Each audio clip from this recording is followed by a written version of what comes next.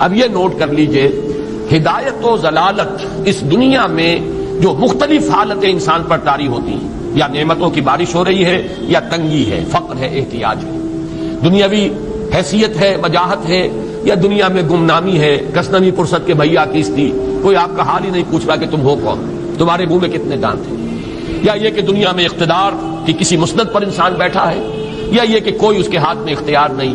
یہ تمام جو حالات انسان پر طاری ہوتے ہیں، ان کے جواب میں جو طرز عمل فکری اعتبار سے اور عملاً انسان اختیار کرتا ہے، اس کے 4 درجے ہیں۔ السلام علیکم ناظرین، ڈاکٹر اسرار احمد کے مزید بیان سننے کے لیے ہمارے یوٹیوب چینل کو سبسکرائب کریں، لائک کریں اور بیل آئیکن پریس کریں۔ شکریہ۔ پہلا درجہ ہے انتہائی گمراہی، ضل ضلالا بعیدا۔ وہ کیا ہے؟ اگر عزت ہوئی، نعمتیں ملی، فلاں دیوی یا دیوتا کی نگاہ کرم ہے، اس کی کرپا سے یہ ہو گیا، اور اگر کوئی تکلیف آ گئی، مصیبت آ گئی، معلوم ہوتا ہے کہ فلاں دیوی یا دیوتا ہم سے ناراض ہو گیا، یہ کالی دیوی کی طرف سے کوئی مصیبت آ گئی ہے، یا یہ کہ یہ لکشمی دیوی کی نگاہ کرم ہے کہ ہمیں دولت مل گئی ہے۔ یہ تو ہے شرک۔ شرک ہونے کے اعتبار سے یہ ہے ضل ضلالا بعیدا، انتہائی پستی۔ اس پستی سے اوپر آئیں گے تو توحید کی پہلی منزل ہے۔ عزت دی اللہ نے دی، اگر کوئی تنگی آ گئی، فقر، تکلیف، کوئی ذلت، رسوائی، یہ بھی اللہ کی طرف سے۔ ایک اعتبار سے تو انسان ہدایت پر آ گیا، بڑی گہرائی تھی اس گندگی کی اور اس خباثت کی جو شرک جس کا نام ہے، اس سے انسان نکل آیا، نجاست سے۔ توحید تو ہے، لیکن ابھی اس میں اس کی گمراہی کا ایک ایلیمنٹ شامل ہے، اور یہ گمراہی سے جب تک آگے نہیں آئے گا، اوپر نہیں ابھرے گا، اس کا طرز عمل کیا ہوگا کہ ذرا کچھ مل گیا، عزت مل گئی، پھولے نہیں سما رہے، اب زمین پر قدم نہیں ٹک رہے، گردن اکڑ رہی، کہیں محرومی ہو گئی، کوئی تکلیف آ گئی، کوئی مشقت، فقر آ گیا، اب بجھ کر رہ گئے۔ ان دونوں کیفیات میں انسان کا پینڈولم جو ہے وہ ایکسٹریم کو جائے گا۔ یہ کب ہوگا؟ جبکہ انسان یہ سمجھتا ہے کہ اس دنیا میں جو دولت مل گئی یا عزت مل گئی تو یہ گویا کہ بڑی کوئی قابل فخر شے ہے، اور اگر یہاں پر کوئی تکلیف آ گئی، کوئی مصیبت آ گئی، فقر و فاقہ آ گیا تو یہ گویا کہ بہت ہی اہانت آمیز شے ہے۔ اگر یہ انسان سمجھے گا تو طرز عمل وہ نکلے گا نتیجے کے طور پر جو میں بیان کر چکا ہوں، یہ گمراہی ہے۔ اس گمراہی سے نکلیں گے تو آپ کس مقام پر آئے؟ دوسری منزل ہدایت کی کیا ہے؟ نہ یہ عزت ہے نہ یہ ذلت ہے، دونوں حیثیتیں برابر ہیں کہ یہ امتحان ہے۔ اسی لیے ان دونوں آیتوں میں ایک لفظ قدر مشترک ہے، اذا مبتلاہ، فاما الانسان اذا مبتلاہ ربہ فاکرمہ ونعمہ۔ یہ بھی ایک ابتلا ہے، آزما رہا ہے اللہ، کبھی وہ دے کر آزماتا ہے، کبھی چھین کر آزماتا ہے، کبھی فقر و فاقہ سے آزماتا ہے، کبھی وہ کثرت دولت اور کثرت مال سے آزماتا ہے، کبھی وہ صحت دے کر آزماتا ہے کہ یہ قوت اور توانائی اور صحت جو میں نے دی ہے یہ اس میں کیا کرتا ہے، کبھی وہ مرض کے ذریعے سے آزماتا ہے کہ صبر کرتا ہے کہ نہیں کرتا۔ ہمارے لیے شکوہ اور شکایت تو اس کی زبان پر نہیں آ جاتی، نالا اور شیول تو نہیں آ جاتا، تکلیف جھیلتا ہے کہ نہیں جھیلتا، اس میں تحمل ہے کہ نہیں ہے، تو صبر کرتا ہے یا شکر کرتا ہے۔ یہ دونوں کیفیات در حقیقت اس اعتبار سے مساوی ہے، یہ بھی امتحان، یہ بھی امتحان۔ یہ حقیقت جب سامنے ہوگی، اب وہ پینڈولم جو ہے وہ بہت کم ہو جائے گا، یعنی انسان میں طبعی طور پر تو ایک اثر ہوتا ہے غیر اختیاری، کسی چیونٹی نے کاٹا آپ کے پاؤں پر، آپ اپنا پاؤں ہٹا لیں گے، اس میں کوئی ارادہ نہیں، یہ ریفلیکس ایکشن ہے، غیر اختیاری فعل ہے۔ اس حد تک تو انسان ضرور متاثر ہوتا ہے، اس سے تو کوئی انسان جو ہے وہ بلندر نہیں ہو سکتا۔ حضرت ابراہیم رضی اللہ تعالیٰ عنہ، حضور کے وہ نومولود فرزند، انتقال جب ہو رہا تھا، آپ کی آنکھوں میں آنسو آ گئے۔ اب یہ ایک طبعی اثر ہے، ایک فعل ہے، انفعالی کیفیت ہے جو بالکل طبعی ہے، لیکن یہ نہیں کہ اس کی وجہ سے انسان کی زبان پر کوئی شکوہ آ جائے، کوئی شکایت آ جائے، یہ نہیں ہوگا، یہ ایمان کے منافی ہے۔ اسی طریقے سے اگر کوئی خوشی ہوئی ہے تو چہرے کے اوپر ایک نکھار آ جائے گا، تبسم آ جائے گا، اس سے زائد نہیں۔ اس حد تک تو یوں سمجھیے کہ انسان کا طبعی تقاضا ہے۔ اس سے زیادہ یہ پینڈولم اگر سوئنگ کر رہا ہے تو گویا کہ اس حقیقت سے انسان محجوب ہے کہ یہ بھی امتحان ہے، یہ بھی امتحان ہے، جو ہم سورہ حدید میں پڑھ چکے ہیں۔ ما اصاب من مصیبت فی الارض ولا فی انفسکم الا فی کتاب من قبل ان نبراها ان ذلک علی اللہ یسیر لکی لا تعصوا علی ما فاتکم ولا تفرحوا بما آتاکم۔ اللہ تمہیں کچھ دے تو اتراؤ مت، اللہ تم سے کچھ چھین لے تو اس کے اوپر افسوس مت کرو۔ یہ نتیجہ ایمان کا نکلنا چاہیے۔ اگر تمہیں ایمان ہے اللہ پر، اگر تمہیں یقین ہے کہ جو کچھ ہوا ہے اللہ کے اذن کے بغیر نہیں ہوا، اگر تمہیں یقین ہے کہ اللہ نے جو میرے لیے طے کیا ہے اس میں میرے لیے خیر ہی ہے، چاہے فی الحال فی الوقت فوری طور پر مجھے ناگوار محسوس ہو رہی ہے بات، لیکن یقیناً میرے لیے اس میں خیر ہے میرے رب کی طرف سے، کہ ہر چیز ساقی ماریخ عین الطاف است۔ ہم تو شارٹ سائٹڈ ہیں، ہم دیکھ نہیں سکتے کسی شے کو، ہم اس کے ظاہر کو دیکھ کر گھبرا اٹھتے ہیں کہ یہ تو تکلیف آ گئی، کیا پتا اسی کے پردے میں اللہ کی رحمت آ رہی ہے۔ میں نے وہ رئیس امروہوی کے اشعار آپ کو کئی دفعہ سنائے ہیں، وہ وقت آیا کہ ہم کو قدرت ہماری سعی و عمل کا پھل دے، بتا رہی ہے یہ ظلمت شب کہ صبح نزدیک آ رہی ہے، ابھی ہے کچھ امتحان باقی، فلاکتوں کے نشان باقی، قدم نہ پیچھے ہٹے کہ قسمت ابھی ہمیں آزما رہی ہے۔ رئیس اہل نظر سے کہہ دو کہ آزمائش سے جی نہ ہارے، جسے سمجھتے ہو آزمائش وہی تو بگڑی بنا رہی ہے۔ اسی آزمائش سے تو بگڑی بنے گی، اسی سے تو تمہارا خیر جو ہے اجاگر ہوگا، سامنے آئے گا، پتہ چلے گا who's who, what is what. Abu Bakr میں کتنا یقین اور ایمان تھا، یہ کیسے معلوم ہوگا؟ کیسے معلوم ہوگا کہ بلال میں کتنا سہار، کتنا تحمل تھا، کتنا صبر تھا، اگر وہ مصیبت ان پر نہ آتی کہ جو امیہ ابن خلف کے ہاتھوں ان پر قیامت ٹوٹ رہی تھی۔ تو یہ ساری چیزیں جو ہے ما اصاب من مصیبت فی الارض ولا فی انفسکم الا فی کتاب من قبل ان نبرأ ان ذلک علی اللہ یسیر لکی لا تعصوا علی ما فاتکم ولا تفرحوا بما آتاکم واللہ لا یحب کل مختال فخور۔ اگر اس حقیقت سے محجوب ہو جاؤ گے تو پھر اختیال اور فخر اور گھمنڈ پیدا ہو جائے گا تمہارے اندر، یا دوسری طرف مایوسی، کمر ہمت ٹوٹ کر رہ جائے گی، خودکشی کرنے کو انسان آمادہ ہو جاتا ہے، ذرا کوئی ناکامی دنیا میں آ گئی، کوئی تکلیف آ گئی۔ یہ ہے در حقیقت تیسری منزل، ہدایت کی دوسری سیڑھی۔ پہلا کیا تھا؟ نہایت ضل ضلالا بعیدا، کوئی خیر مل گیا تو کسی دیوی کی نگاہ کرم، کوئی تکلیف آ گئی تو کسی دیوتا کی ناراضگی، یہ تو ہے ضل ضلالا بعیدا۔ اس سے اوپر آئے، یہ پہلی سیڑھی ہدایت کی ہے۔ عزت ہے تو اللہ کی طرف سے، اور اگر کوئی ذلت ہے، تنگی ہے تو اللہ کی طرف سے، یہ ہدایت کا آغاز ہو گیا، یہ توحید کی بنیادی منزل ہے۔ اس سے اگلی منزل، یہاں کی ذلت ذلت نہیں، یہاں کی عزت عزت نہیں، ذالک یوم التغابن، ہار اور جیت کے فیصلے کا دن تو قیامت کا دن ہے۔ وہاں معلوم ہوگا جس کو اس روز عزت ملی وہ عزت والا ہے، جو اس روز ذلیل ہو گیا وہ ذلت والا ہے۔ یہ تو امتحان ہے، دار الامتحان ہے، خلق الموت والحیات لیبلوکم ایکم احسن عملا، یہ تو دار الامتحان ہے، امتحان ہونے کے ناطے دونوں برابر ہیں۔ اس سے اوپر ہے ایک چوتھی منزل، ہدایت کی تیسری منزل۔ وہ کیا ہے؟ عام طور پر انسان یہ سمجھتا ہے کہ یہ جو آزمائش ہے تنگی کی اور فقر و فاقہ کی، یہ سخت تر آزمائش ہے، اور نعمتوں کی بارش ہو تو یہ آسان آزمائش ہے۔ یہ بھی ابھی گمراہی کا ایک پرت جو ہے اس کی باقی ہے۔ ابھی ہدایت کا جو کامل جو ہوگا انکشاف، وہ کب ہوگا؟ جب انسان اس حقیقت کو جان لے کہ جہاں وسعت ہو، جہاں کثرت ہو، وہ زیادہ بڑا امتحان ہے، سخت امتحان ہے، بجائے اس کے کہ اگر قلت ہے، کمی ہے، یہ کم تر امتحان ہے، یہ کم بھاری امتحان ہے۔ کیوں؟ کہ اگر آپ کے پاس کثرت ہے، آپ کے اندر غفلت پیدا ہو جائے گی۔ کثرت کا لازمی نتیجہ غفلت ہے۔ نہ کوئی غم کرو، نہ خوف، خوشیاں مناؤ جنت کی جس کا تم سے وعدہ کیا گیا تھا۔ اللہ کی ربوبیت پر اطمینان جب انسان کو ہو جاتا، میرا رب اللہ ہے، ربی اللہ، انسان کے لیے نہ کوئی کھٹکا، نہ کوئی خطرہ، نہ کوئی خوف، نہ کوئی حزن۔ جو کچھ ہو رہا ہے کس کے اذن سے ہو رہا ہے؟ اللہ کے اذن سے۔ اللہ کے اذن کے بغیر پتہ تک نہیں ہلتا۔ یہ کوئی اندھا بہرا مادہ نہیں ہے جس سے مجھے کوئی خوف ہو۔ اندھا بھینسا چلا رہا ہو اس سے تو ڈرنے کا ہر انسان کو ڈرنا چاہیے، نہ معلوم کس کو ٹکر مار دے، لیکن نہیں، اس کائنات کو چلانے والا ایک سمیع و بصیر خدا ہے۔ وہ جو میرا دوست ہے، میرا ولی ہے، اللہ ولی الذین آمنوا یخرجہم من الظلمات الی النور، اللہ اہل ایمان کا ولی ہے، ساتھی ہے، پشت پناہ ہے، مددگار ہے، حمایتی ہے۔ بتائیے جسے یقین ہو جائے کہ اللہ میرا مددگار، اللہ میرا محافظ، اللہ میرا پشت پناہ، اللہ میرا حمایتی، اس کے لیے کوئی خوف ہوگا؟ اس سے کوئی ڈر ہوگا؟ میں مثال دیا کرتا ہوں ایک بہت سادہ، پنجاب کے دیہات کی۔ تو بڑا چودھری ہے اور کوئی غریب کسان ہے، اس غریب کسان کی کہ جانوروں کو ہر وقت اندیشہ ہوگا چوری کا، کوئی میری بھینس کھول کر نہ لے جائے، کوئی میرا بیل کھول کر نہ لے جائے۔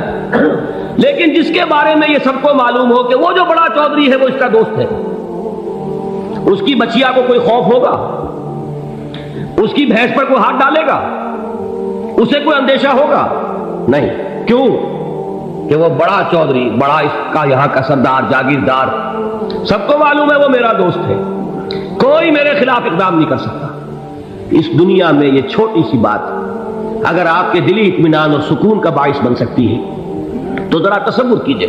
میں لفظ تصور استعمال کروں گا صرف اس لیے کہ اس کا ہم جس کو کہتے ہیں ادراک اور شعور کر نہیں سکتے، اگر کے ساتھ کر سکتے. اگر یقین ہو کہ اللہ میرا مددگار اور یقین ہو کہ اللہ ہر آن میرے ساتھ ہے، پھر کوئی خوف؟ کس کا خوف؟ کوئی شے اللہ سے بالا تر ہے؟ کوئی قوت اس سے زیادہ طاقتور ہے؟ کوئی اس کے ارادے کو بدلنے والا ہے؟ کوئی اس کی مشیت کے آڑے آنے والا ہے؟ یہی بات ہے جو حضور نے فرمائی. یہ ایمان کا حاصل ہے لب لباب کہ دیکھو اچھی طرح اس بات کو ذہن نشین کر لو. اگر تمام انسان مل کر تمہیں کوئی نقصان پہنچانا چاہے نہیں پہنچا سکتے مگر جو کچھ اللہ نے لکھ دیا ہو، اور تمام انسان مل کر تمہیں کوئی نفع پہنچانا چاہے نہیں پہنچا سکتے مگر وہ شے جو اللہ نے طے کر دیا. آپ پھر میں کہوں گا ذرا تاریخ کیجئے، اسے فرض کیجئے، اسے سوچئے. اگر اس حدیث پر ہمارا دل ٹھکا ہوا ہو تو کسی سے ڈر ہوگا؟ یہ مجھے نقصان نہ پہنچا دے، یہ میری رپورٹ خراب نہ کر دے، یہ میری انکریمنٹ نہ رکوا دے، یہ میرا یہ نہ بگاڑ دے، یہ میرا یہ نقصان نہ پہنچا دے. اس کا ڈر، اس کا ڈر، اس کا خوف، اس کی خوشامد، اس کے لیے جا کر طرح طرح سے اپنی عزت نفس کو ذلیل کروانا اس کے سامنے. یہ سب کچھ کیوں کرتا ہے انسان؟ جب سمجھتا ہے کہ اس کے ہاتھ میں میرا کوئی نفع ہے، اس کے ہاتھ میں میرے لیے کوئی ضرر ہے، یہ مجھے کوئی گزن پہنچا سکتا ہے، یہ مجھے کوئی نقصان پہنچا سکتا ہے، یہ میرا کوئی کام بنا سکتا ہے، یہ میری کوئی ضرورت پوری کر سکتا ہے. اسی کا نام شرک ہے. جہاں آپ نے یہ سمجھا کہ غیر اللہ کے اندر کوئی طاقت موجود ہے وہی شرک ہے. بتوں سے تجھ کو امیدیں، خدا سے نو امیدی، مجھے بتا تو صحیح اور کافری کیا ہے؟ شرک تو یہ ہے. جس پر بھی تمہیں یہ خیال ہے کلمہ ہے، یہ کلمہ سوم لا حول ولا قوت الا باللہ، ذرا اس پر دل کو کبھی اگر آپ تصور کریں، پھر فرض کریں، دل ٹھک جائے اس پر، کوئی طاقت نہیں. یہی بات تھی جو شیخ عبد القادر جیلانی رحمۃ اللہ علیہ نے اپنی وصیت میں اپنے بچے سے کہی. 11ویں دینے والے ہیں لیکن حضرت شیخ عبد القادر جیلانی کی وصیت اور تعلیمات کو کتنے لوگ ہیں جانتے ہو؟ یہ جن مقامات تک پہنچے ہیں وہ کس چیز کی بدولت پہنچے؟ انہوں نے جو پیغام دیا وہ کیا تھا؟ اے میرے بچے، جس طریقے سے قرآن مجید میں حضرت لقمان کی نصیحتیں جو ہے نقل کر دی گئی ہیں، میں یہ عرض کروں گا بالفرض اگر قرآن حضرت عبد القادر جیلانی کے بعد نازل ہوا ہوتا تو شیخ عبد القادر کی یہ نصیحتیں بھی قرآن میں درج ہوتی. اتنی اونچی نصیحتیں ہیں. اے میرے بچے اس حقیقت کو ذہن نشین کر لے، لا فاعل فی الحقیقت ولا مؤثر الا اللہ. اس کائنات میں نہ کوئی فاعل حقیقی ہے نہ مؤثر حقیقی ہے سوائے اللہ. کسی شے میں کوئی تاثیر نہیں اگر اللہ نہ چاہے. آگ جلا نہیں سکتی اگر اللہ نہ چاہے. پانی ڈبو نہیں سکتا اگر اللہ نہ چاہے. زہر ہلاک نہیں کر سکتا اگر اللہ نہ چاہے. کوئی چیز فائدہ نہیں پہنچا سکتی اگر اللہ نہ چاہے. تو در در پہ کیوں سر جھکاتے ہو؟ در در پر کیوں جبیں سائی کرتے ہو؟ سب کے سامنے کیوں ہاتھ پھیلاتے ہو؟ ایک اللہ سے مانگو، ایک اللہ کے سامنے زمین پر اپنی جبین رکھو. لا فاعل فی الحقیقت ولا مؤثر الا اللہ. نظر آتا ہے ہمیں کہ پانی پیاس بجھا دیتا ہے. پیاس بجھانے کی صلاحیت پانی میں نہیں ہے، اللہ کے اذن سے. کھانا بھوک مٹا دیتا ہے، بھوک مٹانے کی صلاحیت کھانے میں نہیں ہے، اذن رب میں. دیکھیے یہی یقین تھا. حضرت موسیٰ علیہ السلام کا واقعہ یاد کیجئے. سامنے سمندر آ گیا ہے، قوم دیکھتی ہے پیچھے کہ گرد و غبار کا طوفان. معلوم ہوا کہ فرعون اپنے لشکر سمیت آ گیا. لشکر جب چلتا تھا تیز رفتاری کے ساتھ تو گرد و غبار کا جو طوفان اٹھتا تھا اس کا تصور کیجیے. اور لمحہ بلمحہ وہ قریب آ رہا ہے. پوری قوم نے کیا کہا؟ اے موسیٰ انا لمدرکون، اے موسیٰ ہم کو پکڑے گئے. قرآن مجید میں تو یہاں وہ باتیں نہیں لکھی ہیں لیکن تورات میں یہ درج ہے کہ بنی اسرائیل جھگڑنے لگے، دست و گریبان ہو گئے موسیٰ کے ساتھ۔ موسیٰ نے یہ فرمایا لا کر، اس سے تو ہم ہی بہتر تھے، وہاں کھانے کو ملتا تھا، زندگی تو تھی، بیگار ہم کر رہے تھے، موت تو نہیں تھی، اب جو کچھ ہوگا اس کا تصور کرو، جس طریقے سے ہمارے ٹکڑے اڑائے جائیں گے۔ تو لڑ رہے ہیں حضرت موسیٰ علیہ السلام سے، یہ تورات کی تفصیل ہے۔ قرآن میں صرف اتنا آیا ہے، پریشان ہو کر انہوں نے کہا انا لمدرکون، موسیٰ ہم تو پکڑے گئے۔ اس وقت موسیٰ کا جواب کیا ہے؟ کلا ان معی ربی سیہدین، نہیں، میرے ساتھ میرا رب ہے، وہ راستہ دے گا۔ بتائیے کہاں راستہ نظر آ رہا ہے؟ یہ ہے ایمان بالغیب۔ راستہ نظر نہ آئے تب اللہ پر یقین ایمان ہے، جیب میں پیسے ہوں اور تب دل کو اطمینان ہے، تو ایمان کس پر ہوا؟ پیسے پر، اللہ پر نہیں۔ جب وسائل و ذرائع نہ ہو اور پھر یقین ہو کہ اللہ مسبب الاسباب ہے، وہ اسباب کا پابند نہیں ہے، وہ اسباب کا محتاج نہیں ہے، اسباب اس کے محتاج ہے۔ اگر یہ یقین ہے تو اللہ پر ایمان ہے، یہ نہیں ہے تو تمہارا ایمان اسباب پر ہے، وسائل پر ہے، ذرائع پر ہے، مادیات پر ہے، اللہ پر نہیں۔ اس وقت کہاں راستہ تھا؟ کوئی راستہ تھا؟ سمندر ہے اور ادھر سے لشکر آ گیا ہے۔ کلا ان معی ربی سیہدین۔ اب دیکھیے ایمان کہہ دینا آسان ہے، ہوا معکم اینما کنتم، جہاں کہیں بھی تم ہوتے ہو اللہ تمہارے ساتھ ہوتا ہے، لیکن اس کا یقین قائم ہو جائے تو زمین و آسمان کا فرق واقع ہو جائے۔ یہی بات ہوئی حضور کے ساتھ۔ غار ہے، چھپے ہوئے ہیں محمد رسول اللہ اور آپ کے وہ یار غار ابو بکر صدیق رضی اللہ تعالی عنہ۔ اقبال نے حضرت ابو بکر کی شان میں چند اشعار کہے صرف، لیکن واقعہ یہ ہے کہ بھاری بھاری نظموں پر اور قصیدوں پر بھاری ہے، طویل ترین نظمیں اور قصیدے ہوں ان پر بھاری ہے۔ ہمت ابو بکر کی ہمت جو ہے، کشت ملت را چو ابر، جیسے بارش سے کھیتی اپجتی ہے، ابو بکر کی ہمت اور عزیمت اس امت کو اسی طرح سینچنے والی ہے۔ ثانیے اسلام و غار و بدر و قبر، وہ دوسرے تھے اسلام میں، دوسرے پہلے کون تھے؟ انا اول المومنین، حضور فرماتے ہیں سب سے پہلا ایمان لانے والا میں، دوسرے ابو بکر۔ ویسے ہمارے ہاں یہ چلتا ہے اختلاف، حضرت علی پہلے ہیں کہ حضرت ابو بکر پہلے ہیں، لیکن اس میں بڑی خوبصورت تطبیق قائم کی ہے علماء نے اور بہت صحیح ہے۔ چار کے بارے میں فیصلہ ہی مت کرو کہ کون پہلے، ان کی ایک عجیب تقسیم کر دی ہے۔